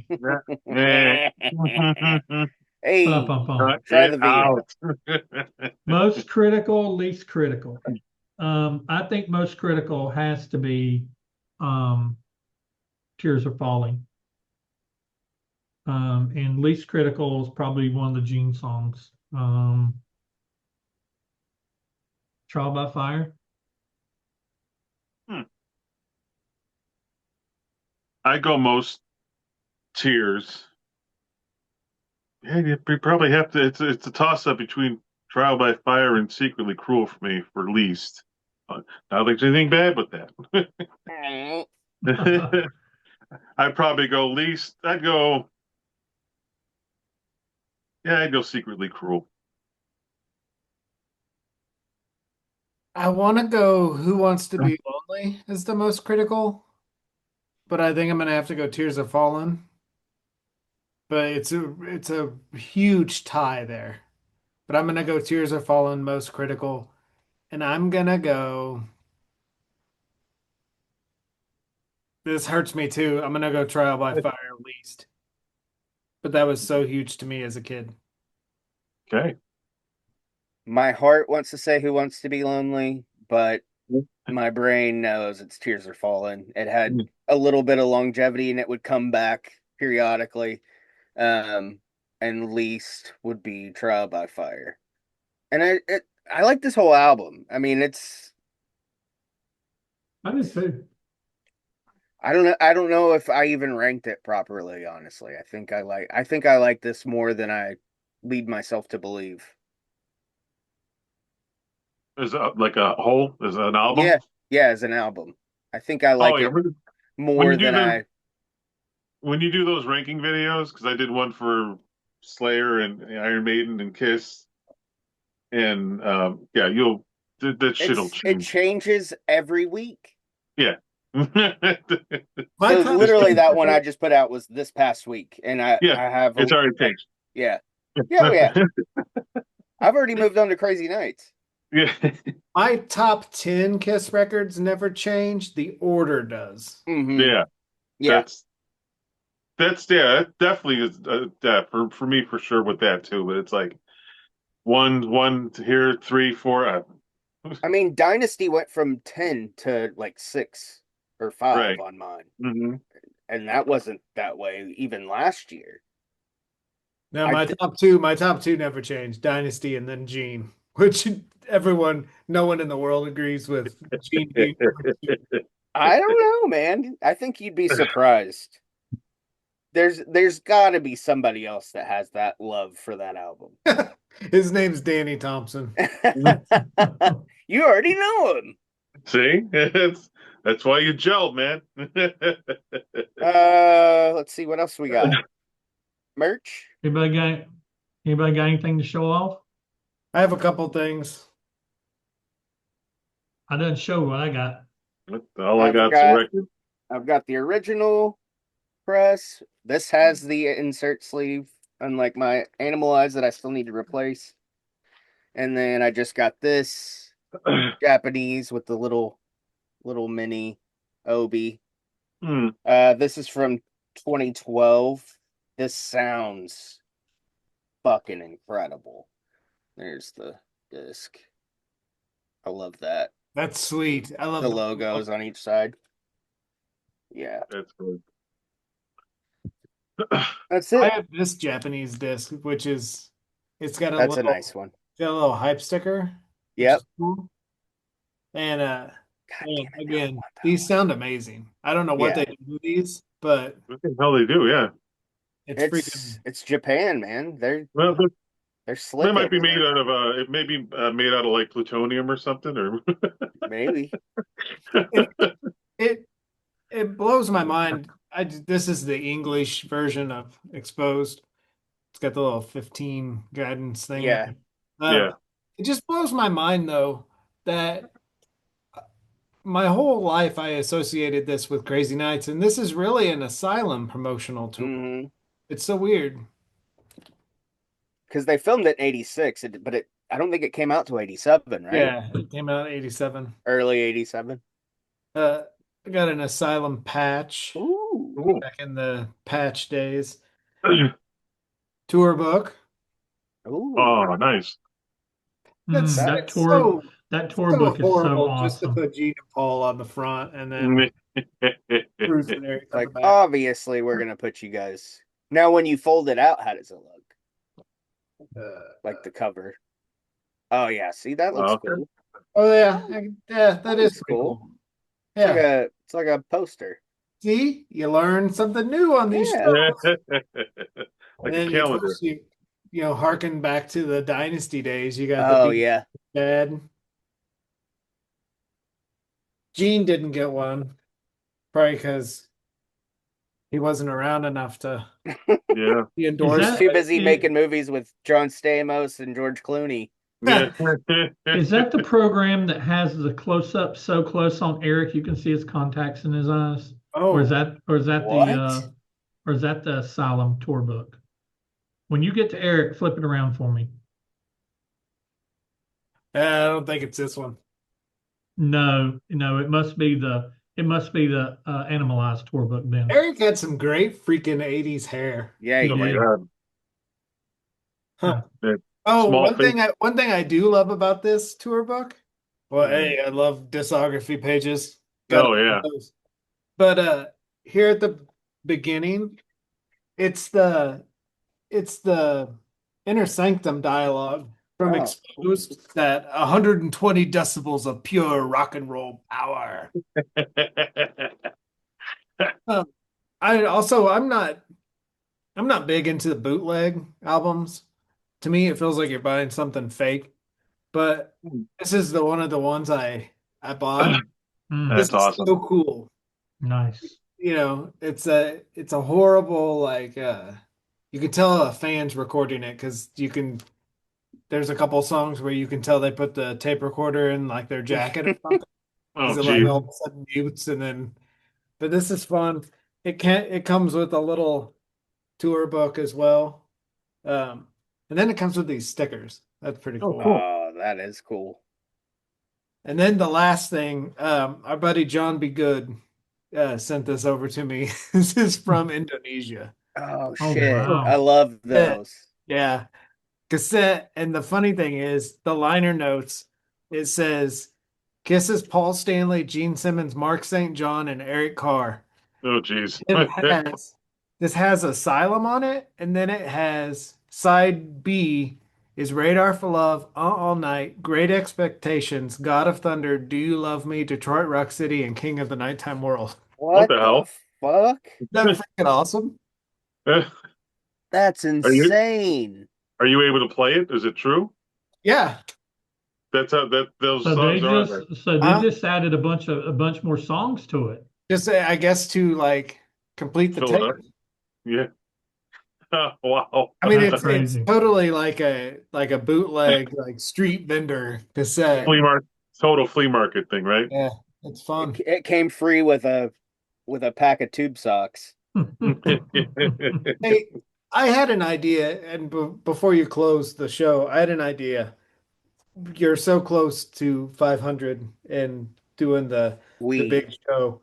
I saw an album the other day, a compilation album. It was just called "This Song Saved My Life," and I thought not that I was ever, suicidal or anything, but what I was thinking, like, what song saved my life? What song like changed my world? And I thought this would be a good topic for us to talk on the um Alive. the live stream. Yeah. Is everyone come up with one? It doesn't have to be Kiss. Everyone come up with one, but you can't have well, there's also, it has to be the one, like one song. Damn. And Wow. I thought of mine, and it's a song I've never really like voiced an opinion on or like preached a lot about. It's hard because you can only come up with one. You can't have Yeah. there's a tie, or like it I has to just be I think I one got mine, one song. and it's not Oh. Love Gun, but I And think I got mine. yeah, and see that was mine too. Like I was like, oh well, like Mr. Speed. I love Mr. Speed. And I was like, Yeah. well, did that song like change me? Or But like you also feel like it's a cop out because you love Kiss so much. So if you pick a Kiss song that I changed, mine is a Kiss song, and it was hard because well, of course, mine boiled down to Bryan Adams or Kiss, and so right? mine was a Kiss song. But it's fun because it is hard. You have to just pick that one. Yeah. There were a lot of Motley Crue going around in my head too, but Mm, Yeah, I'd have to really think on that one. so that's a good thinker. and I thought Seven it'd was, be cool because you're gonna have so many like guests on there that would be a cool thing to like kind of get a window into everyone. Yeah. so when you And do they like a have to think of it on the spot unless they know we're doing it. yeah, or you could put it if you ever when we promote it. Yeah. When you send When we out have, the things, when you send out the invites to the people that's going to be on the show, be like, hey, we may ask you Yeah. these These questions, yeah, and give these them like maybe questions. 2 or 3 questions. Yeah. Yeah, we'll Because I don't want, brainstorm I that don't, in the I don't want chat. the entire, and we're going to have so many people, and we're going to have to keep it like to a certain, or it'll get unhandleable.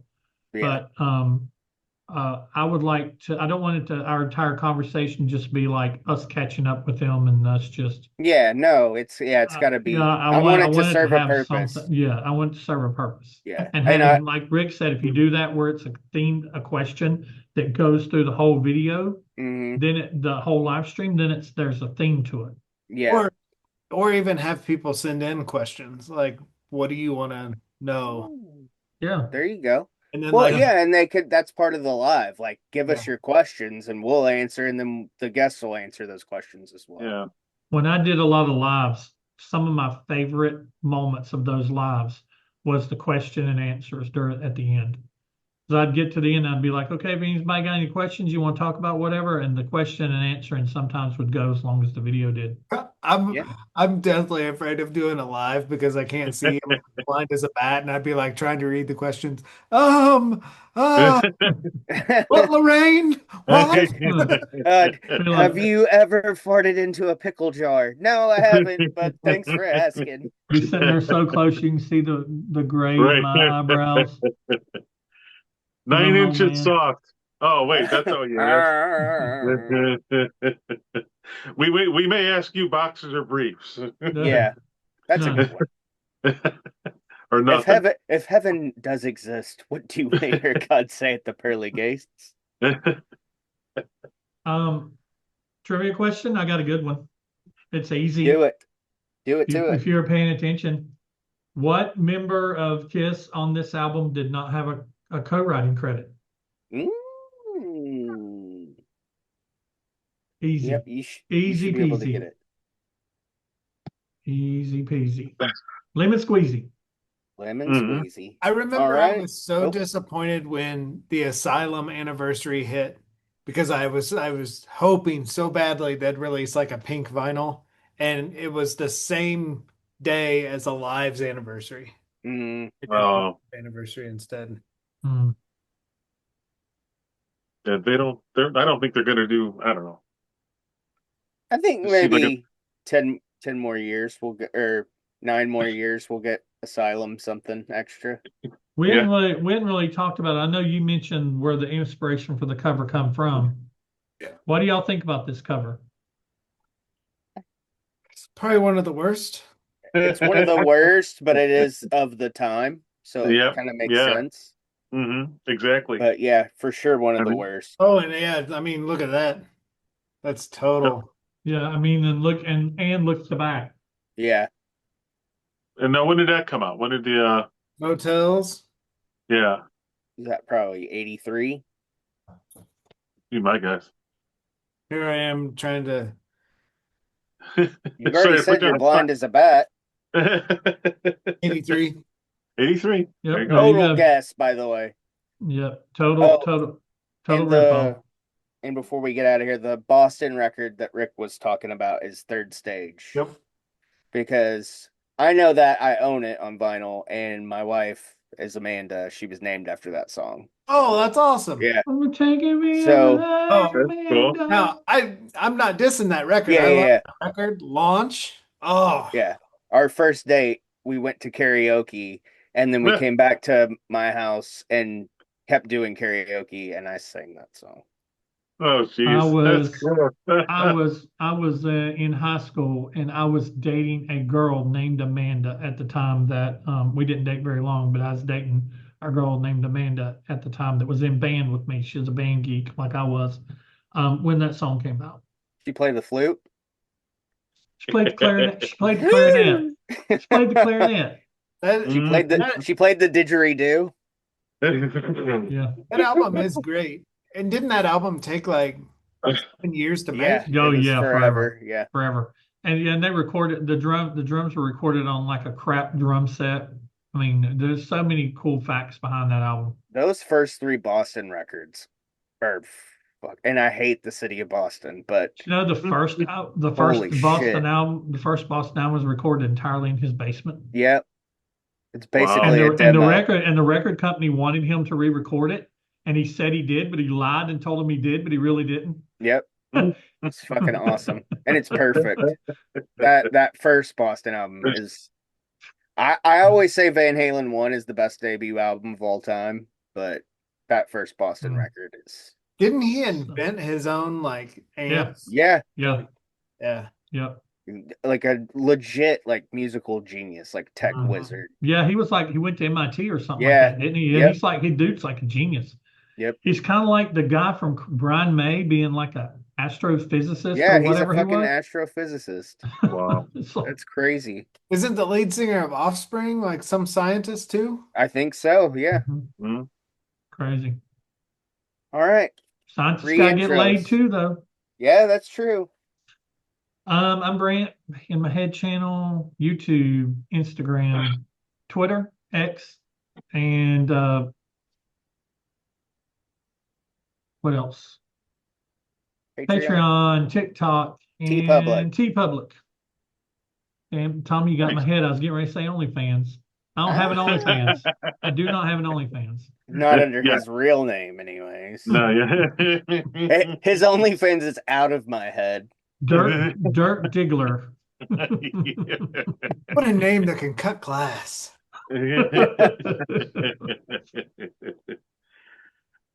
Me underscore AJ Zetro, AJR Zetro 1975, or at AJ's Happy Fun Time channel on YouTube, talking whatever the hell I want to talk about and keeping the laughs to a minimum.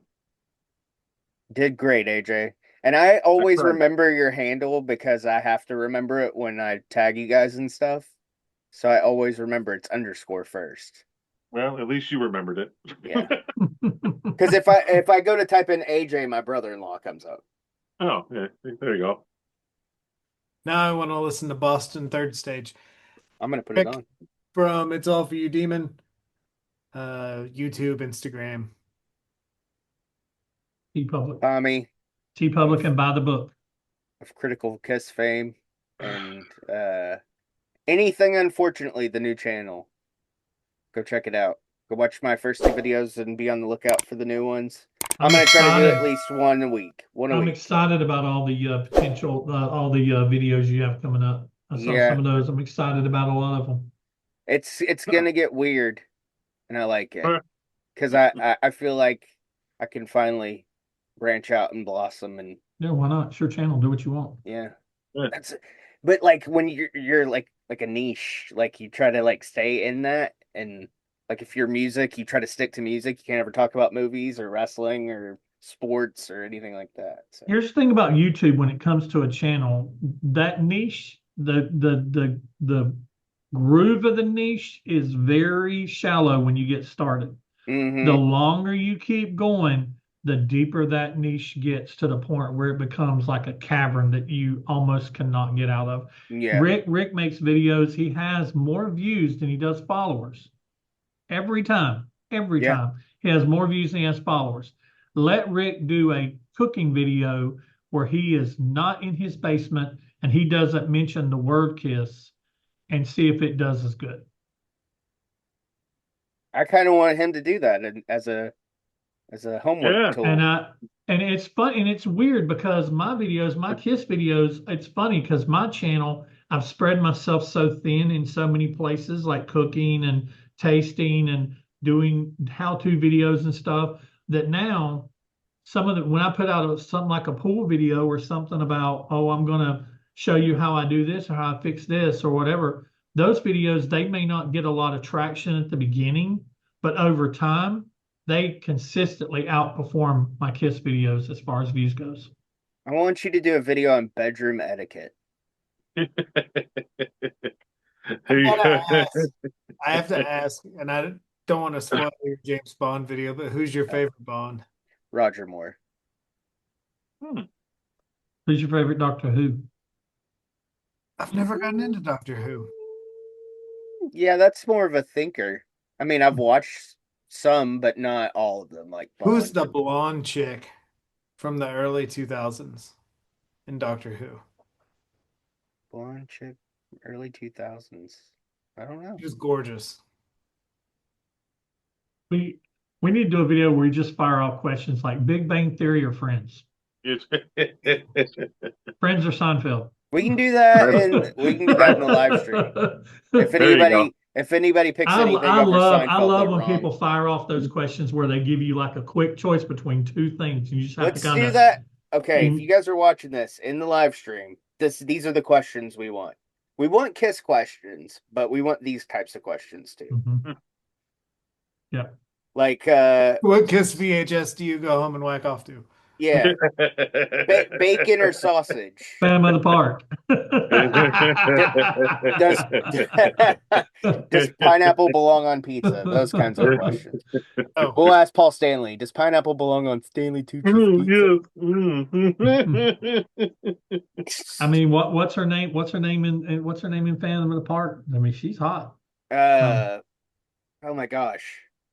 Melissa? Melissa, yeah. But what's Sam's the other still in the park. What's the other chick's name? Phantom? Yeah, Phantom. What's the other girl's name? That's part of Dirty D? The gang? Dirty D. Yeah. Dirty D. Oh, Dirty D.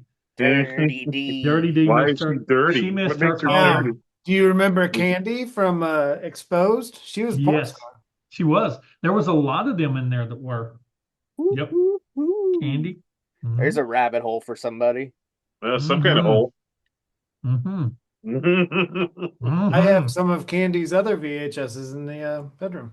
Ooh la la. The cooking videos, the how-to cooking videos. I always wanted to start I always wanted to start like a porn fandom channel, like Golden Era Porn, and call it your dad's closet. Dad's closet. There you go. That's I great. like that. What was her last name? Wasn't Candy Samples? What was her last name? Candy Samples was the older Candy lady. Evans? Candy Evans, that's right. Candy Evans. Candy Evans, Candy Samples, they both look and get it. Rick learned some new things tonight, so did I. On that note, anybody got anything else? I think the next time I'm excited for the we're all in agreement. I'm The excited next for the time live. that everybody sees us, we'll be live. And agreeance, Fido and Powie. Gordon Ramsay says, "Are we in agreement?" During his shows when all the chefs get together. It's in the dictionary. Go look it up. Yeah, it's a word. There you go. But I love you guys, and I know Fido's gonna come on the live, so That'd be I'm awesome. looking forward. I'm looking forward to seeing. Yeah, I'm looking forward to kind of getting to interact with all these people that, you see their videos and you talk to them on Instagram DMs or whatever, but you don't know them really, but you feel like you do. Yeah. Yep. Just like people that comment on our videos, like you should do right now and tell us what you think about Asylum and answer the trivia question. Down in there. See how I did that? Get Yep, them very good. comments. See what I Get did there? all up in them comments. Get Back all around. up in those comments and subscribe, like the video, share it with your friends, share it with your enemies, share it with your family, share it with your mamacita. On that note, we'll see you hopefully next month with a live. And then what's September, October would be Crazy Nights, These are crazy, crazy. Here's a which little I song think for is, everybody out there. that's honestly kind of a good time for Crazy Nights, I think. Very fall night, windows down. Yeah. Mm-hmm. We had to Hopefully get soon. that in there. Hopefully soon. Driving down a dark alley in Yeah. Miami, Crazy Nights and Hot in the Shade. Baker Street playing. Crazy Nights and Hot in the Shade are definitely those albums that you partied to after you went back to school in August and September, and you like listen to like on the way to a high school football game or whatever, windows Yeah. down. It's that whole vibe, really truly is. Even though Hot in the Shade makes you think about summer, and it's a summer album too, but they can be multiple season albums. But yeah, I'm looking forward to that and Hot in the Shade. Yeah, me too. All right. And Smashes. Yes, smashes. Smashes is going to be fun. Mm-hmm. Cool. All right. On Yeah. that note, we'll see you next time with the lives. Go follow all these gentlemen. And that is such a clip. I love that sign so much. We had no idea that was coming, by the way. Yeah. But that's fucking hilarious. We all have All our right. little secrets. See ya. Bye. Bye.